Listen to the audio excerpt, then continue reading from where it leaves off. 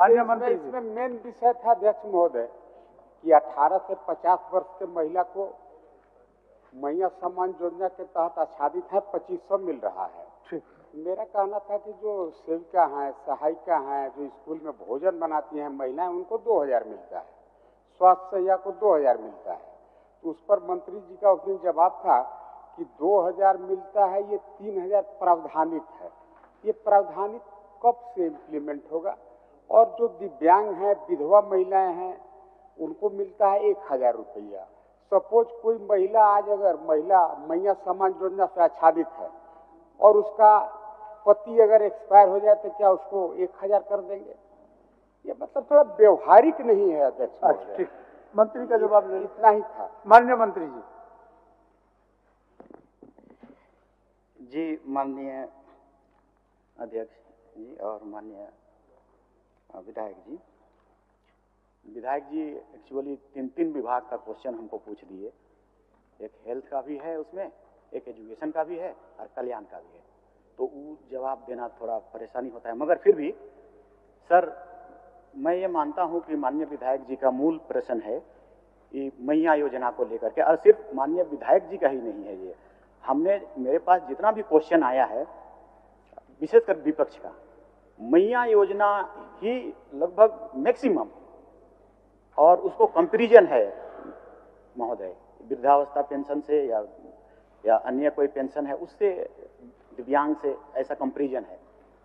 इसलिए हम चाहते हैं महोदय कि इसकी जो स्पेसिफिकेशन है, कंसेप्ट है अलग अलग, इसकी क्या कंसेप्ट है, उसकी क्या कंसेप्ट है, उस पर एक छोटी सी हम बात करना चाहेंगे। उसके बाद अगर विधायक जी अगर कोई राय देना चाहेंगे तो हम लोग उसको एक्सेप्ट करेंगे महोदय। ये मैया योजना से वृद्धावस्था पेंशन योजना का कंपैरिजन इम्पॉसिबल, मुश्किल है ये इसीलिए सर क्योंकि मैया योजना का जो चीज़ें हैं, मैया योजना जो पैसा है वो कुपोषण को भी ख़त्म कर रहा है, वो बच्चों में हेल्थ को भी बेहतर कर रहा है, वो एजुकेशन भी ला रहा है, और वो पलायन भी रोक रहा है। कैसे महोदय? इसको हम लोग करेंगे, बात करेंगे। मैया माँ को एक्चुअली 18 से 50 तक है, तो 20-22 साल के बाद वो मैया माँ ही हो जाते हैं। मैया का जो बच्चे हैं सर, वो अक्सर विशेषकर आदिवासियों में सर कुपोषण का ज़्यादा मामला है, बहुत ज़्यादा। ये पैसा ना कुपोषण रोकेगा सर, मतलब माँ का भी कुपोषण रोकेगा और बच्चों का भी। अगर वो मांगेगा एक सेव दे दो तो उसके पास वो पैसा से वो सेव दे देगा, मगर वो वृद्धावस्था पेंशन से ऐसी संभावना नहीं है सर। हेल्थ पर भी बच्चे जब बीमार होते हैं सर तो सबसे पहले माँ परेशान होती है, और जब उसके पास पैसा होगा 2500 तो वो तुरंत उसको हॉस्पिटल ले जाएगा कि चलो हॉस्पिटल ले जाते हैं, ठीक करते हैं आपको। ये भी एक संभावना। एजुकेशन तो बहुत बड़ी है सर। अभी माँ चाहती है कि उसका बच्चा पढ़े तो उसका खूट में पैसा रहेगा, तभी ऐसा संभव है सर, जो कि वृद्धावस्था पेंशन में।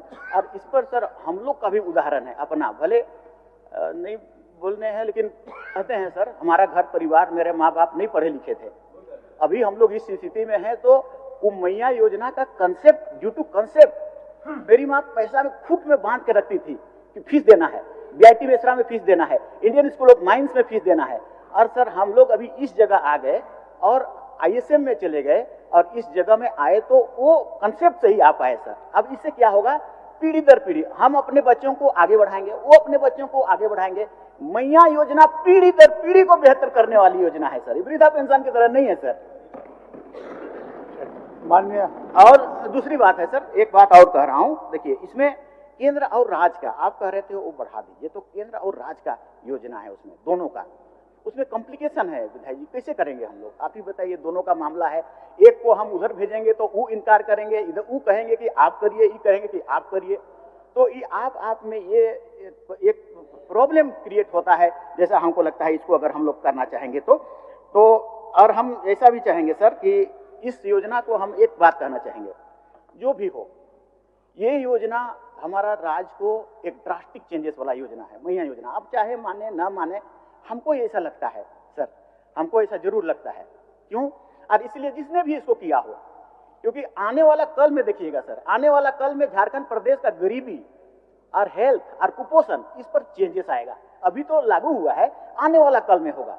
तो ये 25 साल, पिछले 25 साल में लागू नहीं हुआ, अभी लागू हुआ, बेहतर। आप सब इसको कहते हैं कि नहीं गोगो वाला भी, तो हम तो ऐसा भी कहते हैं कि और बढ़ा दीजिए, आप देखिएगा आने वाला कल में बेहतर होगा। तो जिसने भी इस चीज को, कंसेप्ट को डेवलप किया, हम धन्यवाद देना चाहेंगे। और बिल्कुल इसमें दो मत नहीं है कि जेल में ही ये कंसेप्ट डेवलप हुआ है, इस पर भी दो मत नहीं है। कल्पना सोरेन जी गई, वहां पर मुख्यमंत्री जी थे, ठीक है, हमारे दादा थे वहां मुख्यमंत्री, लेकिन वो उन्हीं से पूछ के ही ये कंसेप्ट को शुरुआत करते थे।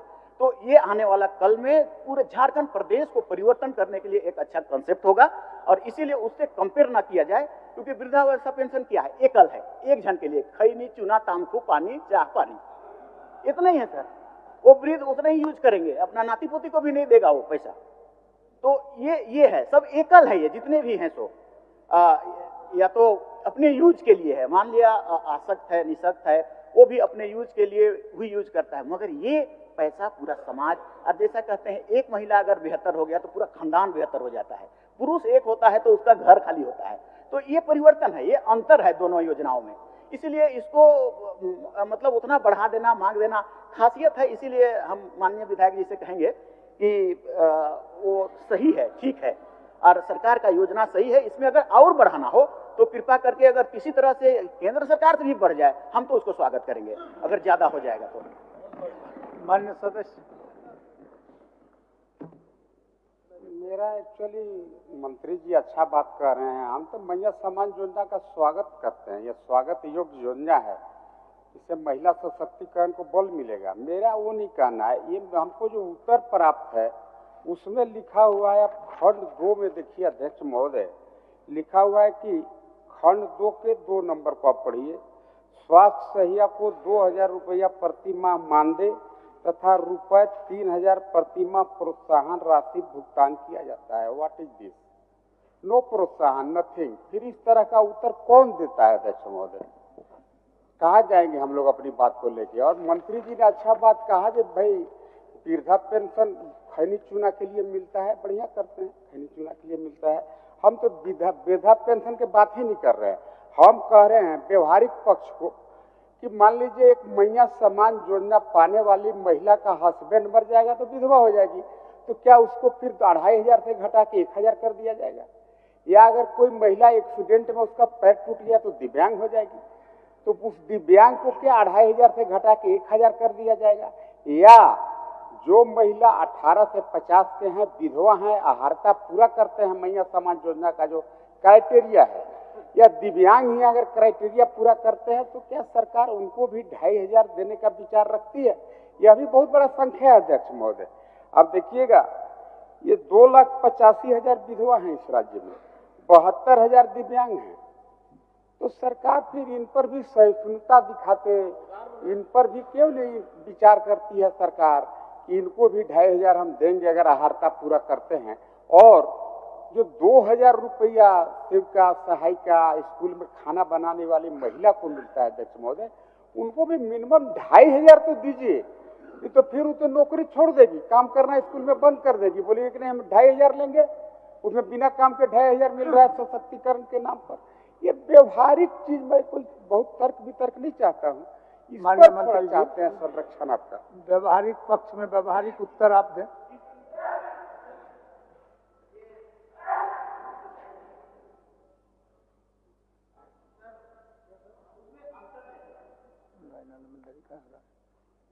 उसमें अंतर है सर, ये रसोईया ये पारिश्रमिक, परिश्रम को हम लोग बढ़ा सकते हैं, इंक्रीमेंट कर सकते हैं, मगर मैया योजना से आप उसको कंपेयर करेंगे तो पारिश्रमिक और सशक्तिकरण सर दोनों में अंतर है। हाँ, हम लोग विधवा के लिए सिंपैथी करते हैं, विधवा को परेशानी होता है, दिक्कत होता है, मगर सरकार के पास ये कंसेप्ट है सर कि विधवा को सहायता या तो उससे ज्यादा बेटर, जैसे लास्ट टाइम हमने कहा था कि सरकार को सत्ता को ये कोशिश करनी चाहिए सभी को कि वो इरेडिकेशन हो, मतलब उसका निर्मूलन हो जाए, उसको बेहतर हो जाए। 2 लाख रुपया के लिए भी मैं माननीय मुख्यमंत्री को बहुत ज्यादा धन्यवाद देना चाहता हूं। वो 2-2 लाख रुपया दे रहे हैं, तो पुनर्विवाह का क्या मतलब है? अगर सर उस विधवा के पास पैसा हो तो उसकी पुनर्विवाह होने की पूर्ण संभावना बनती है। हम विधवा बने रहे, उसको सहायता करे रहे, तो उससे बेटर है विधवा को पुनर्विवाह करा जाना।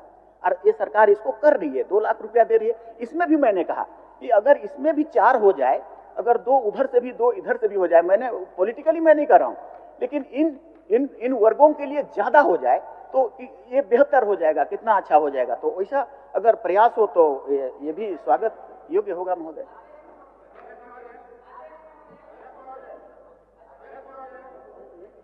अध्यक्ष महोदय, आप लोग तय कर लीजिए कौन कौन बोलेंगे। आप ही लोग तय कर लीजिए, क्योंकि हमेशा आप लोगों की तरफ से आसन पर आक्षेप आता है। अब 3 हाथ उठा है, अब हम किनको दें? आप ही बोलिए।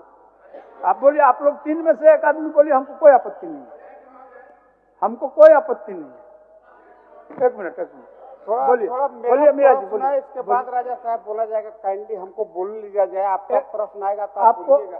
तिवारी जी, ये जो बात आप राजा जी के लिए बोले, सबको लिए बोल रहे हैं? सबके लिए बोल रहे हैं सर। चलिए मीरा जी, सुने ना, हमारा प्रश्न है, सुन लिए, फिर बोलिएगा आप, फिर सदन से बाहर के बोलिएगा कि आसन पक्षपात करता है।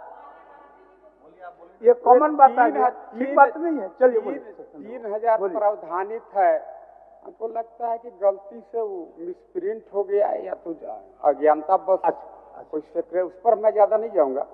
मेरा कहना है कि विधवा और दिव्यांग और जो रसोईया हैं, एटलीस्ट उनको भी 2500 रुपया देने का घोषणा कम से कम मंत्री जी करें, ताकि इस क्वेश्चन का इज्जत रहे। और ये क्वेश्चन का इज्जत से मतलब नहीं है, ये जो अभी काफी आपस में रिफ्ट चल रहा है महिलाओं में, जो मैं नहीं बनाऊंगा स्कूल में भोजन, क्यों बनाऊंगा?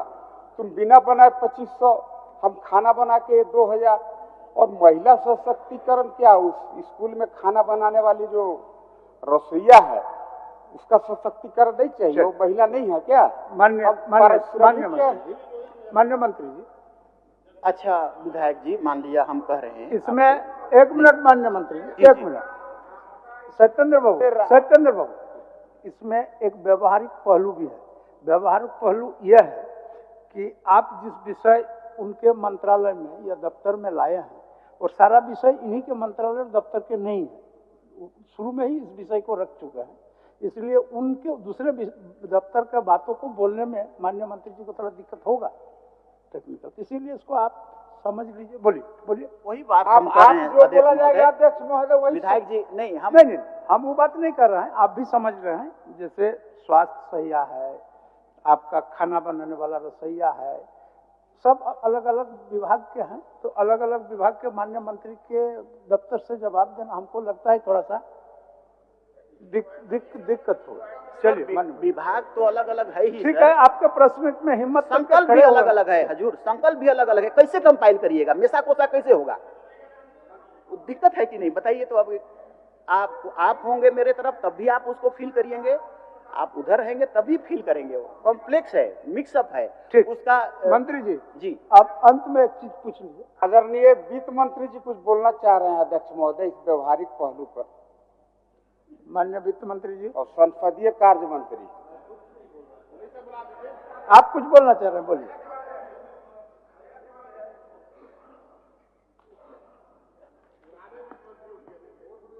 महोदय, एक स्पीच चलेगा महोदय। एक प्रेजेंट में कुछ नहीं होता है महोदय।